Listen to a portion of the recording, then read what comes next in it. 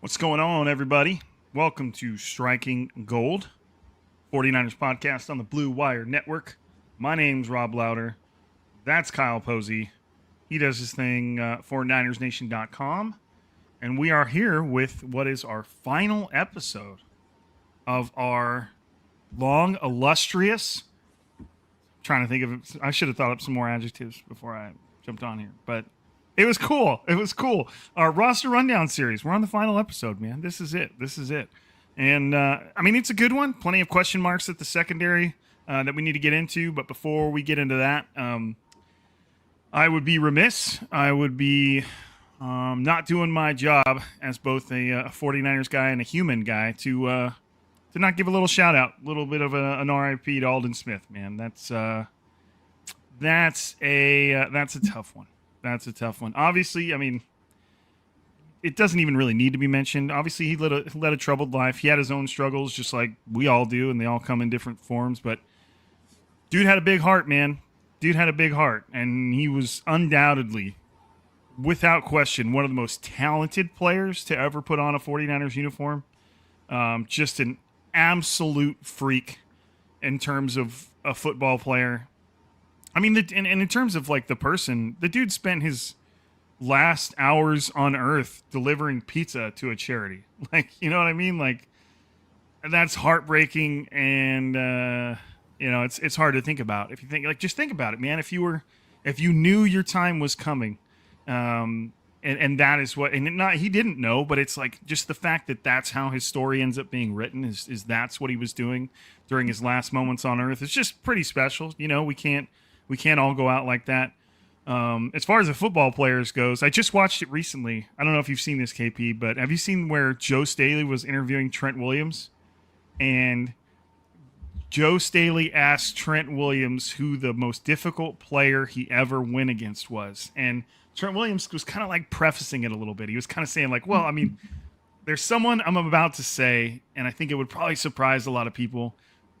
And then Joe Staley goes, hold on. Let's both say the name on the count of three. Have you seen this? No, I haven't. But no, and because Trent's, you could tell that Trent knows what he's about to say is going to surprise a lot of folks. Everybody thinks like Myles Garrett or something. And Joe Staley's like, wait, hold on. Before you say it, let's count to three, and we'll both say the name at the same time. 1, 2, 3.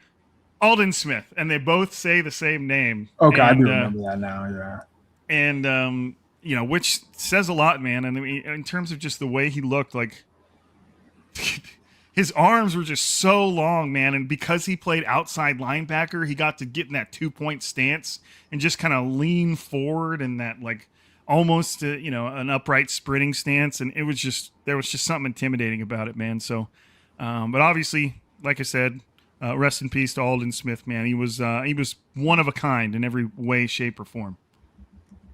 Yeah, I mean, just the football player, like he literally set records for the 49ers and still holds franchise records for sacks in the first 2 seasons for the 49ers. Obviously, everybody wanted it to work out a different way. We'd probably be talking about him in a much different light if it did. But the fact that we can still celebrate him, and I think we should just celebrate him and not focus on or not bring up some of the negative that took place along the ride, because I mean, just again, athletically, the stats that he put up, the way that he can move, the things that he did for Staley, for Trent Williams to say the things that they did about him is pretty telling. And that was a while ago. So that was in his prime, in his like when he was young. So for them not to be able to slow him down, to stop him, says a lot about just the kind of player that he was. Yeah. Yep. Well said. Well said. Hello, Haley. Hello, Haley. Just a family member jumping in the chat. Appreciate you hanging out. Hello, hello, hello. Okay. Roster rundown time. 49ers time. Again, this is our last episode. We've gone through every other position. Sometimes two positions, sometimes one. This time we are grouping up the secondary together. And a lot of question marks, man. Not really sure what to expect from this group. I'm not even sure if it's good on all accounts. But we're going to start with cornerback. Obviously, on the roster is Deommodore Lenoir, Renardo Green, Upton Stout, Nate Hobbs, Jack Jones, Ephesians Pricesock, Darrell Luter Jr., Jacob Robinson, and Eli Apple. There weren't really any major subtractions. But as far as additions go, you had cornerback Nate Hobbs, free agency, cornerback Jack Jones, free agency, and then you had fourth rounder Ephesians Pricesock. So they joined the mix, add some competition, and they're not just like back end of the roster type competition. Depends on how things shakes out, but I don't know, KP. What do you, before we get into like the weeds, I guess you could say, what do you think when you think about the corner group? I know you've had a lot of, I say strong takes as if it's in some way controversial or anything, but I know you've had strong opinions. It's probably a better way of saying it. So what's your take on the corner group moving into this season? I think this is a group that we're really going to find out a lot about this year. I think it'll help playing in front of the defensive line that they're playing in front of, but at the same time, like we are going to, I feel like we learned a lot about Deommodore Lenoir last season, and maybe not in the sunshine and rainbows way that we wanted to find out. But it's weird. He's one of those players whose numbers, like on paper, you're like, oh, like he's a really good player. He's a quality player. And then you watch him and it feels like, wait, that's not what those numbers said he does. Like that's not what he was supposed to do. And on the other side, Renardo Green, same thing. I feel like Renardo Green is a guy who he might have a little more upside, might have, the physical profile that you want in a CB1, but just enough boneheaded mistakes where you're like, man, like, is he ever going to put it together? So it's a big season for the cornerback group for sure. And you can't forget about rookie Upton Stout, who in my mind is still the best. I would argue he's the best corner on the roster, which I don't know if that says more about the other guys than it does him, but he's a guy who I feel like can really help the 49ers. So you put that all together.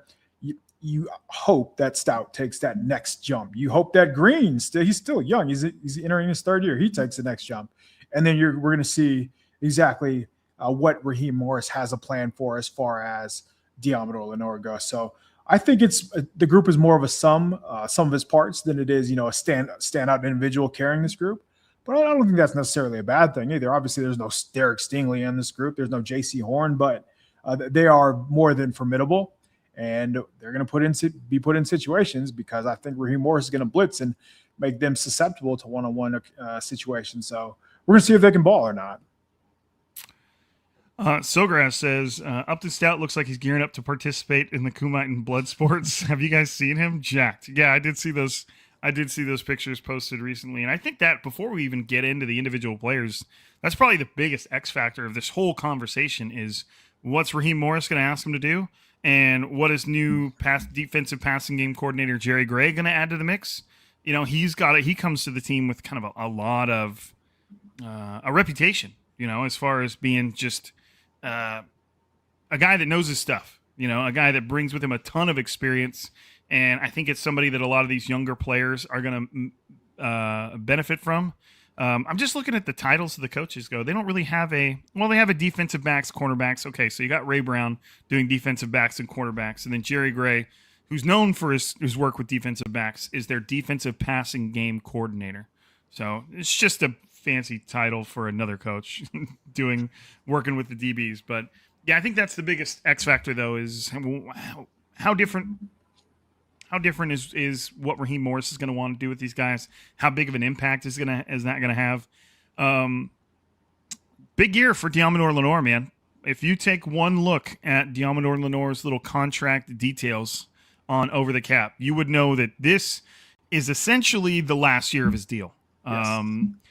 I think the contract is set up to be a post June 1, but even pre June 1, if they were to just release him after the season, and I'm just talking hypotheticals here, they would owe him there would be 9.1 million in dead money, and they would save 14.6 million. The year after that, they would have 5.2 million in dead money, and they'd save 18.5 million.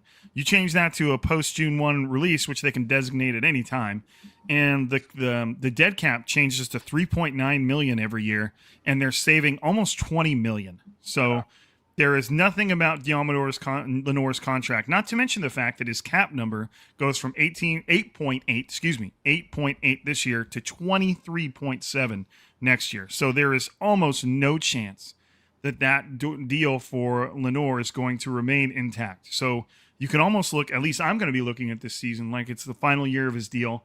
How can he, what kind of an impact is his season going to have? Is he going to be somebody that the 49ers want to restructure, extend, keep on the team, add a couple years to his deal and move the cap numbers around?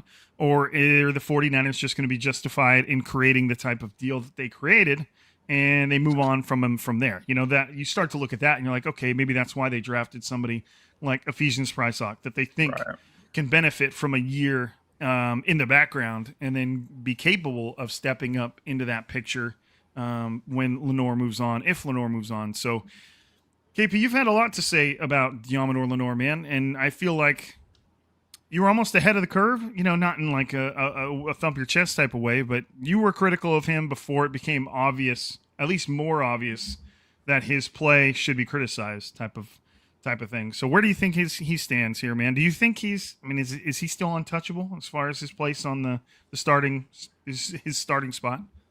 Probably, just because the veteran. He's a guy who plays their style, right? He's very physical. He likes to play the run. He's aggressive. He's a tackler. It's just, for whatever reason, like when a cornerback doesn't get targeted, like Lenoir didn't really get targeted last season, he's either A++ or they're hiding him. And I thought as the season went along, and of course this has to do with the pass rush as well. I'm not saying it's not. But as the season went along, like the more he had to play, the more that he was in these one-on-one situations, like teams were not scared of him at all. So I don't think the idea or like you'd see things like, hey, he's allowing this per target or he's not getting targeted. Well, that's because they don't want him to get targeted. You could see a couple years ago when the 49ers had Mooney Ward, like Saleh was basically, here's the field, throw it to him. Like he's one-on-one, like just dangling that carrot, begging you to throw it to him. And it's just the complete opposite with Lenoir. So for a guy who I mentioned, he really wasn't targeted that much, his yards per target were closer to below average, even poor, than it was to average. So it was 6.7. That's among names like Denzel Burke from the Cardinals, Will Johnson, a rookie from the Cardinals. So two Cardinals, don't want to be near them.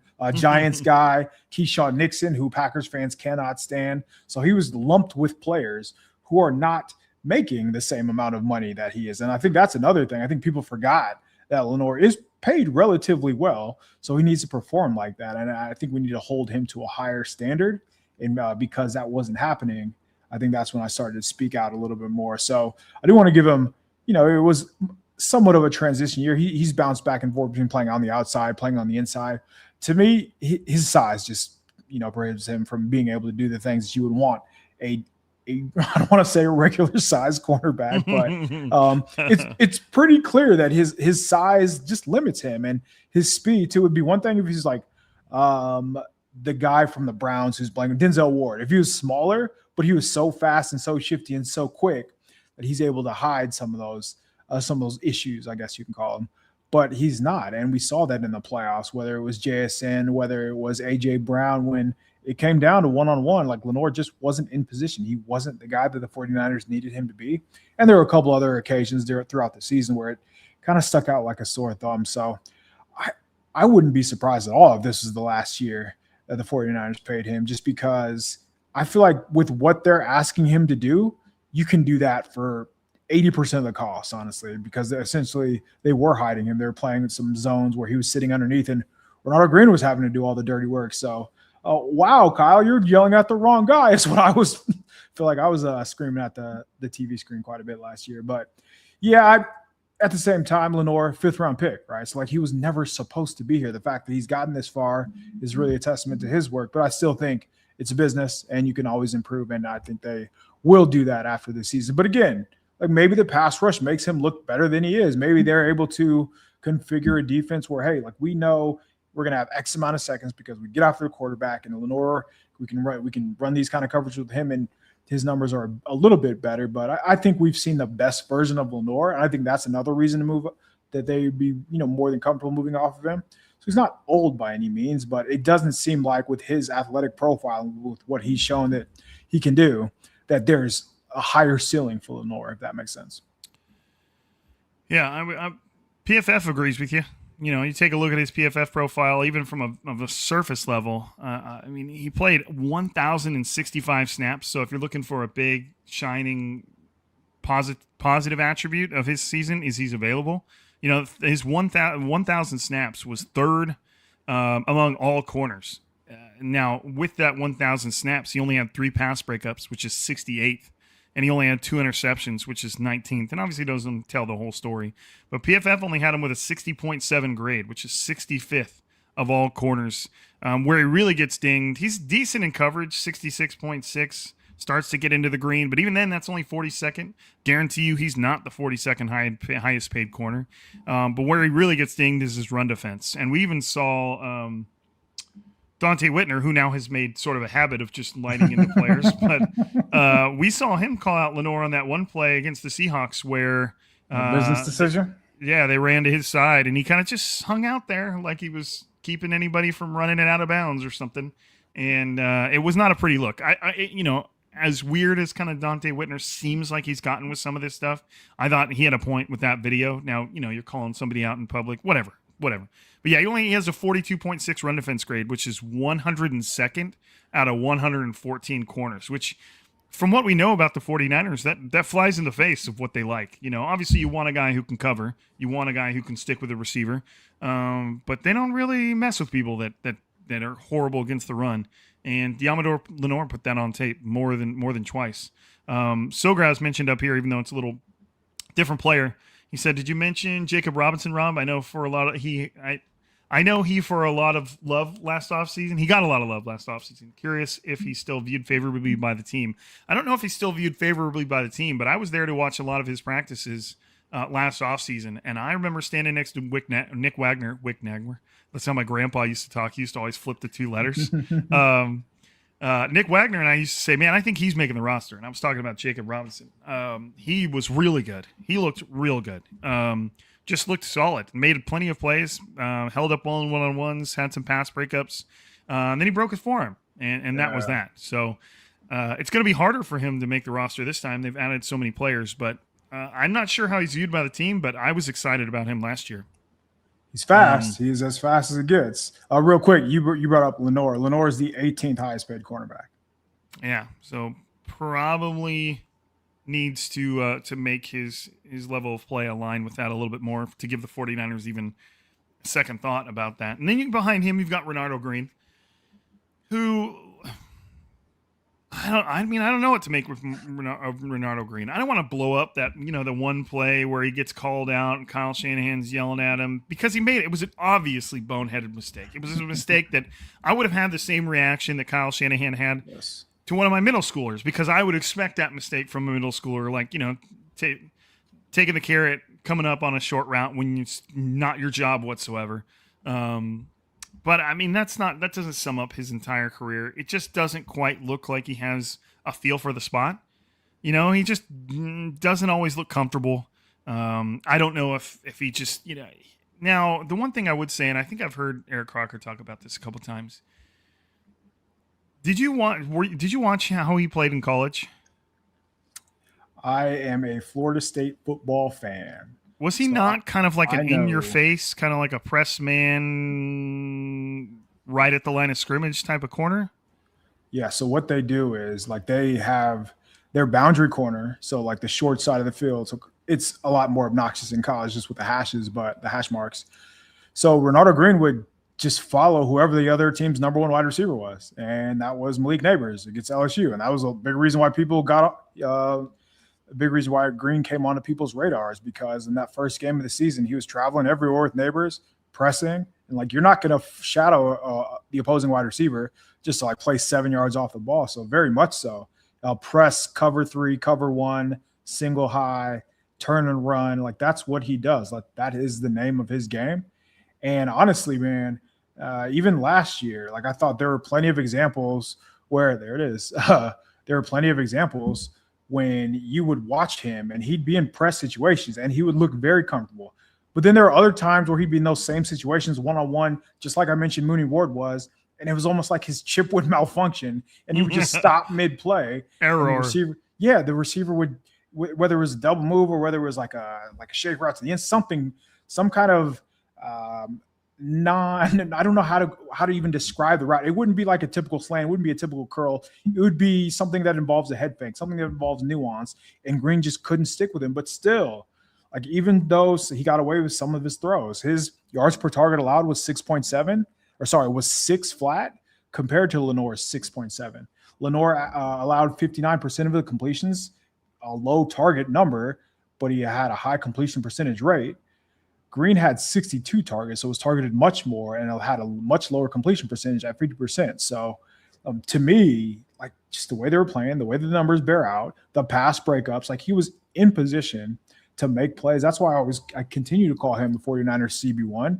And I know that, people are going to point to Kyle Shanahan and the antics in the playoffs, and I think there was another one against the Jags or at some point in the middle of the season, I forget. But I just think the way the defense is structured, I will always remember this too. When Saleh came back, he mentioned Bosa, and then he mentioned a couple other guys like Fred Warner, the obvious names, but he mentioned Renardo Green, and that was like the first one. Was like, oh, you must really like what you saw on film. So the talent is there, but he has to put it all together, and maybe that's what Raheem Morris can do for him. Maybe Raheem Morris can put him in a situation where, again, like the Falcons, like they blitz a lot, which means when you're doing that, you're going to be in their face. So maybe he's going to be in positions where he's more comfortable allowing him to make plays. But I think if Green, like if the light bulb comes on for him, that's when this defense is really going to be able to take a step forward, because it'll allow you to do plenty of other things with the rest of your defense. You can, like I said, go back to the days when they had Mooney Ward. You can isolate this side of the field and put safety help toward Lenoir, put safety help toward whatever side you want it to be,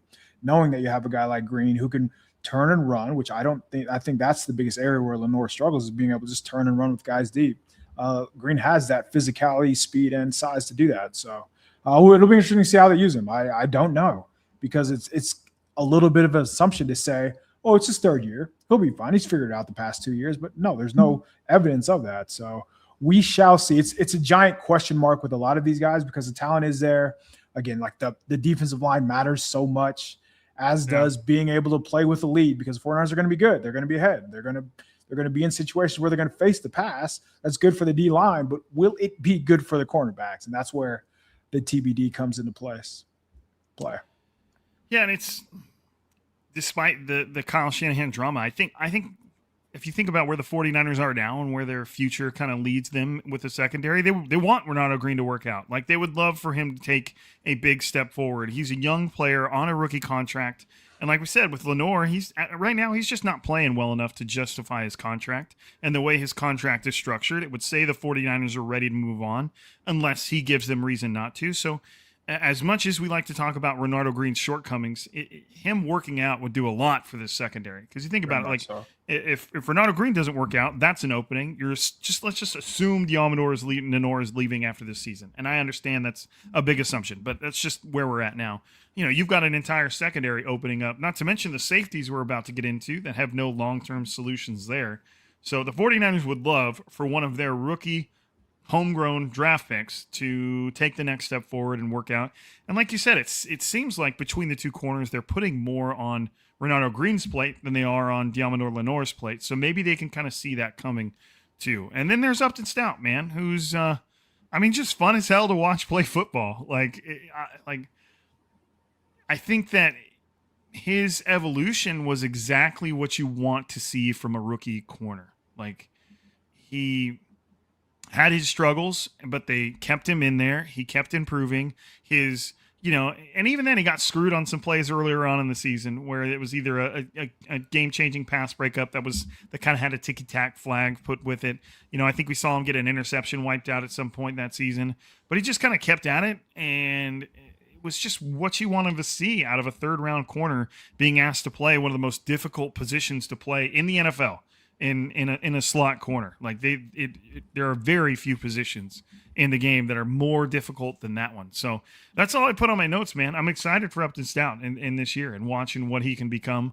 They've got some veterans behind him, like Nate Hobbs, who, even though was played on the outside, I think in Green Bay, he was a lot better in the slot earlier on in his career. So that's somebody who I could see backing up somebody like Upton Stout, while being capable of also playing on the outside. That's probably what the 49ers like about him.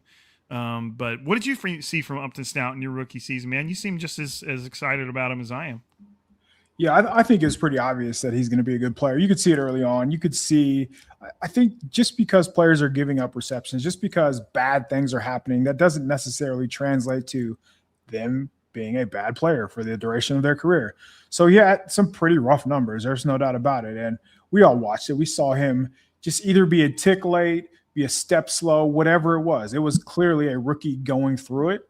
But at the same time, man, as the season went along, you saw improvements, like slowly but surely. You saw a player getting better.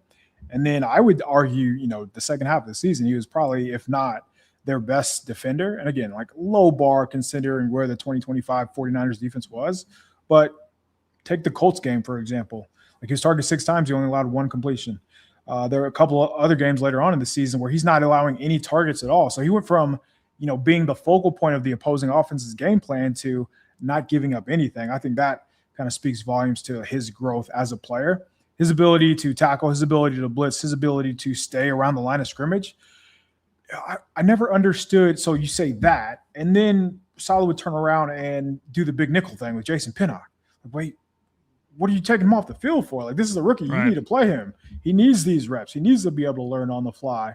So I didn't really think that was working, and it didn't last all season. It was just they were trying to give him a break, trying to take some off his plate. I understand, just trying to press different buttons and give him new looks or whatever. But I think Stout has a chance to be very, very good. And I think with what Raheem Morris does, like he is Jeff Ulbrich. I know it was Jeff Ulbrich's defense with Atlanta, but it's still Raheem Morris's fingerprints. They blitz the slot a ton, and they blitz him from all over the place. I think the biggest benefit to Raheem Morris is going to be Upton Stout and him being able to being deployed all over the place as a blitzer, maybe even as a run defender. But you want to be able to squeeze everything out of him as you can from a talent perspective, and understanding, hey, like he's so fast and he's savvy enough as a pass rusher to be able to beat blocks. Why wouldn't you use him more as a blitzer? So I'm excited to see how Raheem Morris uses him in that regard. But at the same time, again, going back to the defensive line, if he doesn't have to guard for very long, he's going to be better. If he understands, hey, last year I was getting whooped on this route. Last year I was getting beaten on this route. I need to understand leverage. I need to know, hey, I'm fast enough. I don't have to open up like that. So this quickly. So there are so many different things when you just watch what he did last year, and you can see, oh, that's an easy fix. Oh, he was right there the whole time. Hey, this time use 2 hands. Hey, this time use this arm because you're closer instead of this arm because it's further away. Like, there are plenty of different coaching points that he can grow from. And it seems like the way Raheem Morris was talking about him, that he's always around Fred Warner and Dre Greenlaw. Like, they're putting his arm around him, and that's their little brother, and they're going to make sure he turns out to be the guy. So when those two are looking after you, that's also a good sign. Even the blitzing Upton Stout stuff seemed like it was going to be a thing at the start of the season, and he looked really, really good at it, and even looked like they stopped doing that too. Now maybe, again, injuries and stuff like that will completely change the way a defensive coordinator approaches something and where they feel like they have vulnerabilities and how they need to adjust to it. But even it seemed like the 49ers were blitzing Upton Stout a lot. I don't know if it was preseason 2. I can't remember. But it looked like it was going to be a thing, and then all of a sudden it wasn't a thing. And that kind of was a weird thing with Upton Stout, not with the way he was playing, but the way he was used just seemed like it was up and down. We saw the same thing with Marquis Siegel, who we will talk about in a little bit at safety, where at some point I just want the rookie player, especially one that shows little splashes and flashes of being promising, to just stay out in the field. Like, we get it. There's going to be mistakes. but the guys you're putting out there instead are making mistakes. So what's the point of not playing the younger players? Speaking of younger players, Ephesians Prysock, fourth rounder, big, tall, long arms, kind of a throwback to what corners that used to get drafted for this old school Seattle defense, even though that's not really what the 49ers are doing anymore. Are there any expectations for him? Should we have any expectations from him? Is he somebody that in an ideal world is just kind of developing throughout the year? Yeah, I don't know. When I was watching him, and I went out of my way to watch him against the best teams that Washington played, I never really got there's some development here. Of course, like he has the athletic profile that all these teams want. Like he's super long, he's gangly, he's fast. So you would think you can coach that up. You can work with that. But I still have questions, man. I still wonder, like, is this a red shirt and you're hoping that you can develop him behind the scenes in the way that the guard they drafted, who's blanking my mind now, are you hoping that he can show some promise, that he can grow up on the fly behind the scenes? Because he did play a lot of college football, and that does matter. But still, like you want to see him put it on the field. And even at OTAs, there were times where he did not look the part. Carver Willis, that's the one. So I think with that in mind, man, I guess the easiest way to put it is I'm not going to hold my breath to see, oh man, if Lenoir goes down or if Green goes down, they got Prysock. Like I don't think it's going to work out that way. So we'll see. I could be wrong. It's very early. There's no real reason that he's in a structure where they probably believe in him. So he'll have every opportunity, I guess is the better way to put it. So we shall see. But again, just like if we're thinking in terms of the depth chart, I don't think he's going to be the first choice. And I think the 49ers going out and getting some of the other veterans like a Jack Jones, for example, like not Ashton Davis because he's a safety, but an Nate Hobbs, like they're going to give them the veterans a run, I would imagine, before a rookie. Yeah, Jack Jones and Nate Hobbs both added as free agents. I didn't look. I know that Nate Hobbs was signed for a little bit more money than just your average free agent contract down here. He has a where are they at right there? $3.38 million cap number this year. Let me see if they have the little breakdown of what the deal he signed was. 1 year, $3.5 million contract, and 3.1 of that is guaranteed. So it's essentially a fully guaranteed deal. So obviously that's somebody that they wanted to get and somebody that they feel like can have an impact, whether that's as a starter or as a guy that they feel very comfortable stepping in if somebody else falls out. Again, the reading around I did on Nate Hobbs was started in the slot, and then when Green Bay signed him, they played him on the perimeter, and they weren't really happy with the results. But I think a lot of people thought they were playing Hobbs out of position. He's really good against the run. He's kind of a good slot defender. I know there was some rumblings, even like, is this a guy the 49ers could try and squeeze into safety? I don't know. Maybe somebody that they see is kind of like a big nickel if they want to switch things around and shift things around. Do you have any expectations for either of those premier free agent additions? I don't. And the reason I say that is because I don't think they were signed to play. I think they were signed as just in case. If Renardo does this, he's out of there. We don't want to put Darrell Lowder on the field, so we're going to go out and get some veterans who have experience. But that's more so in a pinch. That's not, we want these guys because we want them to push our starters. I think that's just to raise the floor of the depth chart. Right. And they have experience. You mentioned Nate Hobbs. He doesn't play special teams, which is so bizarre to me because he's a very good athlete. He's bounced around, whether it's inside, whether it's outside, between the teams that he's played on, but he's never really been this dominant type player. He's never been a guy who has good ball skills. So I do wonder what the thought process was there. But other than he's a good veteran, he's a very big athlete. So you would think he'd be able to help them on special teams, but he doesn't play special teams. So we shall see there. And then the Jack Jones one's another interesting one where he might be able to play inside, but for his career, he's been an outside guy. He's been a press man corner. So maybe them signing Jack Jones is a good sign for Renardo Green, for scheme-wise anyway. But no, I think this season is going to come down to the three that we talked about between Stout, Green, and Lenoir. If any of the other guys get on the field, it's probably not a great sign, I would imagine. Well, speaking of not a great sign, safeties. Who knows, man? Who knows? My first note is they just weren't good enough in 2025. Is anybody safe? And I'm not entirely sure. Again, you've got a new defensive coordinator coming in that doesn't have any emotional attachment to any of them, doesn't know any of them, is going to be evaluating them all on equal footing for the most part, other than maybe what the position coaches around them have said. They're the ones that stuck around. They're the ones that have experience with these guys. It's just, nothing would really surprise me with this group because I don't think anybody played well enough in 2025 to say, okay, that's our guy. Now, maybe Malik Mustafa, you feel a little bit better about him because had a good rookie year, pretty good rookie year. Had to miss some time because he had to have an ACL surgically repaired. It wasn't like a traditional ACL tear. What I thought I read was that the graft holding together a previous ACL tear tore, something like that, and so they just went in there and rebuilt it. Maybe medically, recovery-wise, it was the same. Doesn't really matter. But he had to come back from an injury this year, so maybe another year removed from that kind of solidifies him a little bit more. Sograd's in here right now, and I think he might have been the one that said, at some point early last year, and it might not have been him, it said, are we like overvaluing the return of Malik Mustafa too much? Because everybody was so ready for him to come back that it almost seemed like they were expecting him to change the defense, and that was just not the case. And that doesn't mean he's not good. It just means that I think a lot of people expected like Talanoa Hufanga to come walking out, and that was not that. And Mustafa's had some flashes, and I think he could be a good player. But between him and Ji'ayir Brown, it kind of like they shared the same weaknesses, so to speak. They both struggled in the same areas. Neither of them knew how to cover a post that was running across their face for whatever reason, which is weird because that's like safety job number one. Yeah. Cover middle of field. Nobody behind you.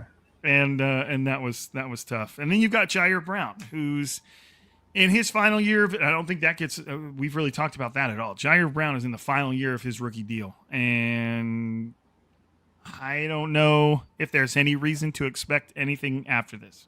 Again, he's got one more year to prove that he deserves something else, but he's just too inconsistent. He undoubtedly had good games. He undoubtedly had good moments, but they were just too far and in between and separated by bad moments. Ji'ayir Brown was one of the fastest players in the league, closing on a ball carrier and then completely missing the tackle. So bad that I'm not even sure they counted his missed tackles because he was so far away from the player. Like, it's just... And it was like a tradition. It was like you expected it. You're like, oh, that safety's got the jump on him. Watch this. Whoop. Yep, there it is. There he goes. So what are your takes? Let's start with Ji'ayir Brown and Malik Mustafa, man. Where are you at on those two? I'll start with Ji'ayir Brown because he takes some very interesting angles, is how I'll put it. Not a math guy. He takes which I can relate to. Yeah. I'm not a math guy. Geometry, not his strong suit. I thought, like, in fairness to him, just as like a run defender, I thought he was very good. Like, we're talking about his tackling. I really thought he put himself in like a relatively good position to make plays, right. But I don't think he understands that he runs what he runs, like in the 40. For that to happen, he would just have to get phenomenal jumps, and that's just not happening for him. So, man, I do think he's a good football player. I think that's the wildest part. Like, I understand why Saleh continued to put him out there. I understand why they felt strongly about him as a player. But with that said, like, he did not really give them much of a luxury. He really did not give them much of a chance to come away thinking, hey, like, this is a guy that we need to bring around long-term because of the plays you mentioned. I remember the Texans game. There was a play where he is running up. It was a 10, 15-yard inbreaker. The one that was a touchdown.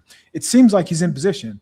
He's there where the ball is, but then the wide receiver is like one step ahead of him, and now he can't catch up because he doesn't have any acceleration, and now it's a touchdown. Now you're losing to the Texans, and good luck coming back against that defense. So he does not put himself in great positions, and I don't know if that's like a film thing. I don't think it's a film thing because I remember the 2023 Super Bowl, we're sitting there, and I'm watching film with him, and he knows what he's talking about. So for whatever reason, I just did not translate last year. But again, Like how I think if there's one person who's going to benefit the most from an A D line, it's going to be Ji'ayir Brown. I think with what he did in college, I will never be able to get that out of my mind. So maybe playing in front of a bunch of A plus pass rushers, not A plus, but just top tier pass rushers, we'll see the best version of Ji'ayir Brown. Logically, he's going to ball out in a contract year, and everybody's going to be like, "You have to sign Ji'ayir Brown." After the past 3 years of what he's done, that's just what makes the most sense here. Right. Leon Sandcastle, great name. Said, I think Malik Mustafa and Ji'ayir Brown would dominate as box safeties and big nickels. And Siegel and Ashton Davis, Marquise Siegel and Ashton Davis would be a really good tandem covering. And that's part of the problem. Is that I mentioned it earlier, as I thought that Ji'ayir Brown's skill set and Malik Mustafa's skill set sort of overlapped a lot. And the coverage side of things is where they weren't. Neither of them had a strength there. So, of course, both of the 49ers safeties are going to struggle in coverage. Now, again, you're also talking about a Raheem Morris defense and a Robert Saleh defense, and a DeMeco Ryans defense before that didn't really follow the traditional, we have a box safety and we have a cover safety. And we are going, this guy's always going to be deep. This guy's always going to be at 10 yards or below. And, or they're going to start next to each other. This guy's always going to push down. This guy's always going to rotate back. And, it's, they want safeties that, and this would be the case for any defensive coordinator. You would much rather have safeties that can do both, that way you can disguise coverages and you can switch things around and surprise people on which safeties staying back. But the 49ers didn't have that. They didn't have any coverage guys. That's why, moving on to the next guys, that's why I was kind of always excited about Marquise Siegel, despite the fact that he routinely gave up plays. It was the weirdest thing. It was like there were plays that he had accomplished like 90% of what he was supposed to do.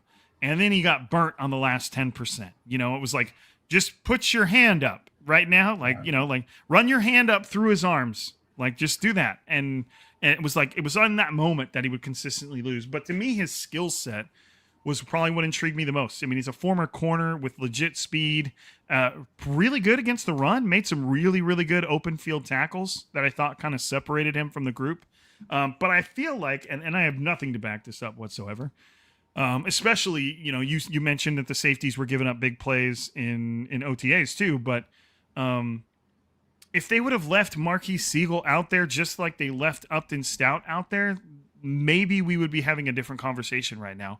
Maybe somebody like Marquise Siegel would have turned the corner. And again, he's a 5th-round pick. You're not just expecting, but I mean, so was Talanoa Hufanga. So there's light at the end of the tunnel for these guys. It just felt like they threw him back onto the sideline too quickly, especially when you consider the safety play that they had nobody was a big upgrade. Like, right. It was just a weird dynamic, and I get it. Like you said, the coaches probably have a very high opinion of Ji'ayir Brown, and that's why he stayed out there. But I just felt like maybe there was a better investment in leaving Marquise Siegel out there for longer. And yeah, take your lumps, man. But it's not like Ji'ayir Brown was not giving up plays. So it just seemed like there was a bit more of a future investment to be made in Marquise Siegel than there was somebody like Ji'ayir Brown. But again, when you're a coach with players in the room, there's other things to consider, and it's not always that simple. But, yeah, I don't know, man. Marquise Siegel was an interesting case. I just wish they would have let him take his lumps last year, and maybe we would think differently of him, or maybe we wouldn't. We would know for sure one way or the other. What did you think of Siegel? Did you like him? I don't know. I say like him, but I saw something there. Right. He's another guy where, man, like you could see the flashes. You could understand why they played him. You could also understand why they didn't. You could also understand why at some point, right, whether it was week 5, week 6, whatever it was, they were like, all right, we can't do this anymore because at some point you have to make a play. So he was so close yet so far away. Like that's the best way to describe Siegel. Even watching some of the college tape, Deshaun's dribbling, like on the plays he was there he played a game against Kansas State, and dribbling was the fastest play came against Siegel. The fastest time he recorded. So it's like, man, like he hasn't been able to do this for a couple of years now. I do though think Siegel's upside trumps Brown. And I think right. you would think, okay, like he went through these rookie slumps, all the road bumps that they had last year earlier in the season. You would think that he maybe learned from them. He came in a little bit later on. I remember I think it was the Eagles game. Yeah, in the playoffs, where he had to come in against the Eagles. He had a really effective play where they're running quarters, and he covers like 40 yards when the ball's in the air. Like, that's what you want on the field. Like, those are the kind of guys where you want to buy in. So I wouldn't give up on him at all. And I think not to keep paying into the defensive line, but like if I'm gonna bet on somebody, it's a guy with that athletic profile who can run like that, who has shown the ability that he can, like, reading is not the issue. It's just about finishing. So put him in a position to finish, coach him up to finish. Maybe you're just it's a bunch of variance where, hey, if he's struggling here, maybe the next time it'll go your way. So there are a lot of different ways where, I mean, again, we could be talking about Siegel in a much different light if 4 or 5 plays go his way. So we'll see, man. Again, there's so much. What I keep saying, they're a giant question mark because he was in position. It's not like he was doing things poorly. It's just that he wasn't finishing. So that's a rookie. Will he take the next step? Maybe. Do you hope so? Yeah, you'd like to be optimistic about it, but he didn't give us enough. Like, the flashes were there, but we just didn't get quite enough from him to come away thinking, you know what, that's the guy you can build your roster around. Like, that's the guy who can probably start. So again, a giant question mark, as vague as that is. Well, and then I don't necessarily have a passionate opinion, but you're not expecting much from Ashton Davis?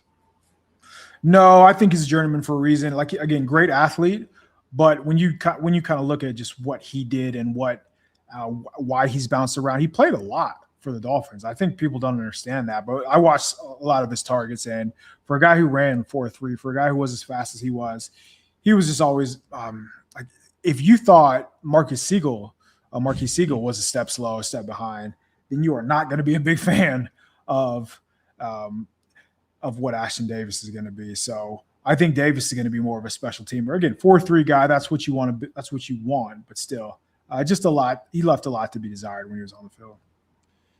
Yeah, and the next thing that we are going to, well, before we close it out, we can't just roll through the roster without ever mentioning special teams. That would just be a little messed up.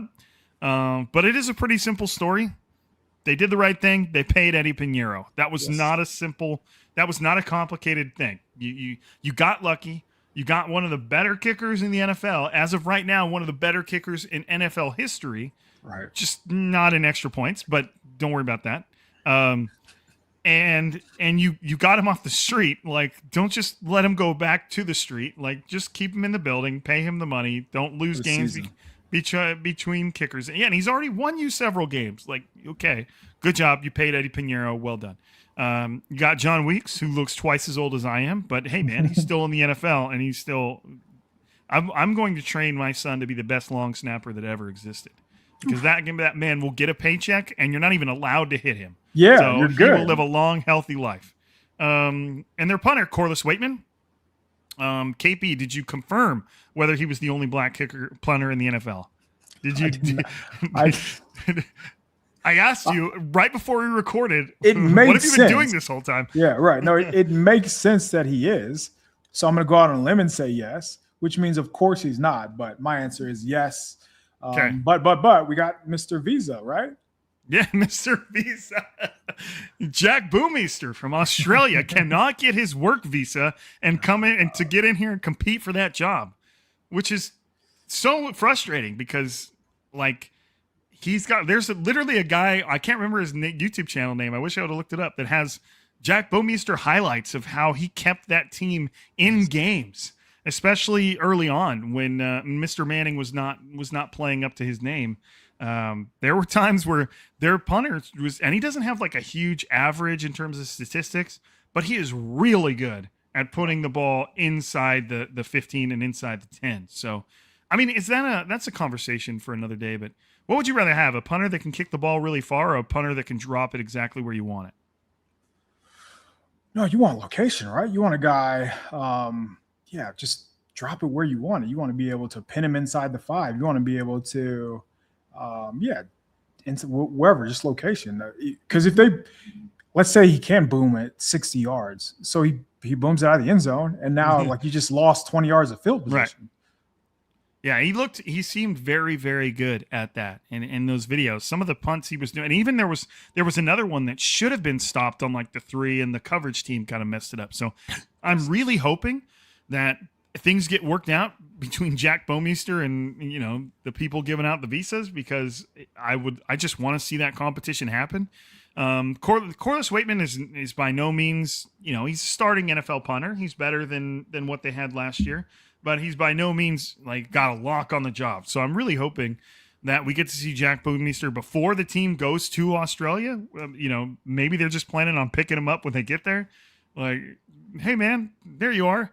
But excuse me. So I'm looking forward to seeing that. But for the most part, the 49ers, they should have a punting competition, but everything else is relatively settled for now, which is nice. When you think about the Jake Moody time frame.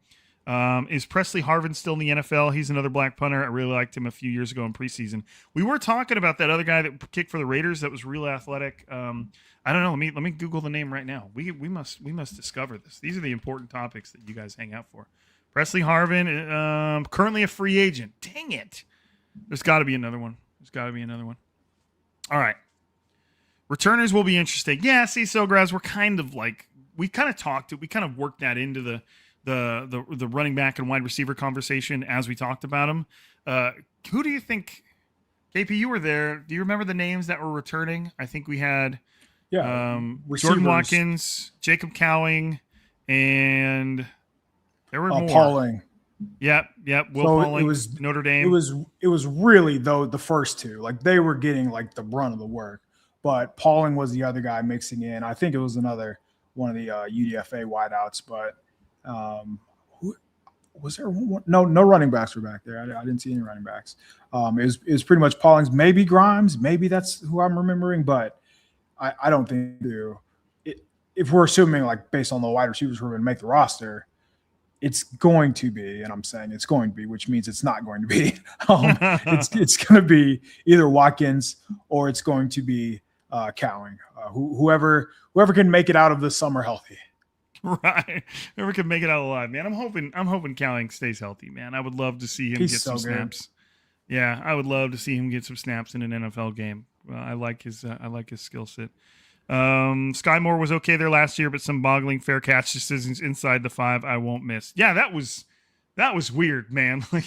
And the baseline instruction given to like punt returners is you put your heels at the 10, and if the ball forces you to take a step back, you don't, and you just let it go. Yep. But that guy would be like, do, I got it, guys. And this one's me. Yeah.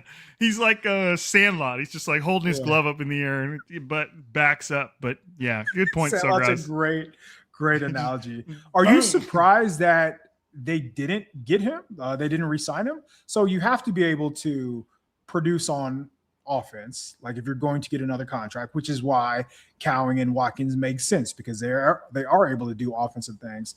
But that wasn't the case for Moore, and I feel like Moore, being a second rounder, you thought maybe he has like something to him in his offensive bag, but he could not shake free at all.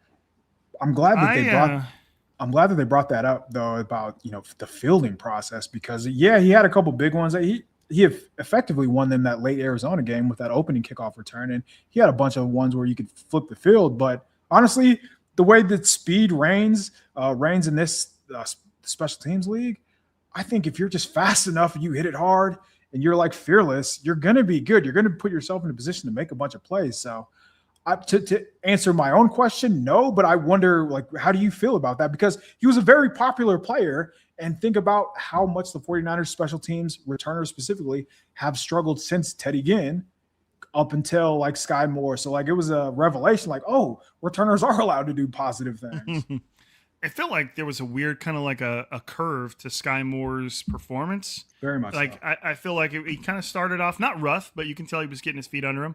Then in the middle of the season, things got really good, and it was clear that he was now kind of like a weapon. And then to Sograz's point, kind of like towards the end of the season, I felt like either opposing special teams were making adjustments, or he just wasn't quite the same guy. Like, you didn't have as many of the dynamic returns later in the season, and then you started to deal with quite a few of those weird decisions later in the season too. It was just like a weird, like a Like things got real exciting there towards the middle of the season, and then it kind of tapered off. And it's not that I was expecting him to break one all the time. It was just more of the decisions, more of what passing the eye test thing. Leon Sandcastle said Ashton Davis can return too, and Boyer likes using him on fake punts. Great gunner too. Man, what would I do if the 49ers did a fake punt? When's the last time the 49ers did a fake punt? Has Kyle Shanahan ever done a fake punt? Wait. With Wisnowski, I feel like one of the upbacks. I think Mitch Wisnowski did one, and I thought it like wasn't even planned or something. Like it was like I do remember that too. I feel like there was one there. Yes. But like we're talking about it, like, oh, they do it all the time. They did one time with Mitch Wisnowski 4 years ago or whatever. No, that's not a thing. It's been 84 years. Yeah. So, yeah, there's just Kyle Shanahan just does not want to even spend a minute of their week on special teams. He wants Brant Boyer to handle it, and we're never going to. Yeah, Sogras says, Wish called his own number once, which good for him, man. He was fast. He was fast. Feeling himself. I think Jack Bomeister is really fast, too. I think he's like legit fast. I think he's like a 4.4, 4.5 guy. So could you imagine like Brant Boyer, special teams coordinator, says, "Hey man, don't tell Kyle, but this, if you see a hole, if you see them rushing, it's all you, man." Kyle's like in the back looking at his thing, and he looks up. He's like, "Wait, what's happening? Who called this?" That's awesome. I could just picture Kyle's face, like being pissed, it working, and then just kind of going like, "Oh, okay." Fine. He seems like the guy to make like a professional team run at the end of the, after the game. Right. I know it worked, but I didn't call it. Sogras says Shanahan is pretty reasonable. If I'm going for it on fourth, I want my offense out there, which I admit is a reasonable take. Sure, it is, but I think that considering fake punts kind of opens up the window. I get what you mean though. Like, yeah, you just want the guys that are paid to move the ball down the field rather than the punter doing it. But there's also, you're going to face a regular defense doing that. Fake punts will open things up to an entirely different formation that's not necessarily prepared. But if you want to, in my mind, if you want to fake, just go for it, right? Like you pay Brock Purdy to do that. You pay George Kittle, you pay Christian McCaffrey, you pay Mike Evans, you pay all these guys. So if it's 4th and 3 and you want to get cute and you want to run a fake, no. How about have Kyle Shanahan call a play? Right. And then the crowd is, why are we doing a fake punt when we have Mike Evans on offense? Like it would be the inverse. All right, let's close it up with a little bit of Brian Tran here. He said, tuning in late, but hope you guys had a great show. Thanks for keeping up the content during this slow period. Brian, you are very, very welcome, my friend. And it will not stop. Speaking of not stopping, YouTube channel, steady growth. If you're in here right now, like the stream, please. That way it spreads it out to the masses. If you haven't subscribed, make sure you subscribe. If you're listening on the podcast and you haven't wandered over to our YouTube channel, make sure you do that at the Striking Gold Podcast. I think we've grown to the point now where the one that Eric Crocker created like 5 years ago no longer is like the leading one anymore. I think it's kind of slow burn, shoved baby. It down. Right. I think we did our job to make this one the more prevalent Striking Gold podcast. So, but no matter what, I appreciate you guys, man. Thank you for hanging out all stream. Thank you for contributing to the conversation. Thank you for making the pod that much more interesting.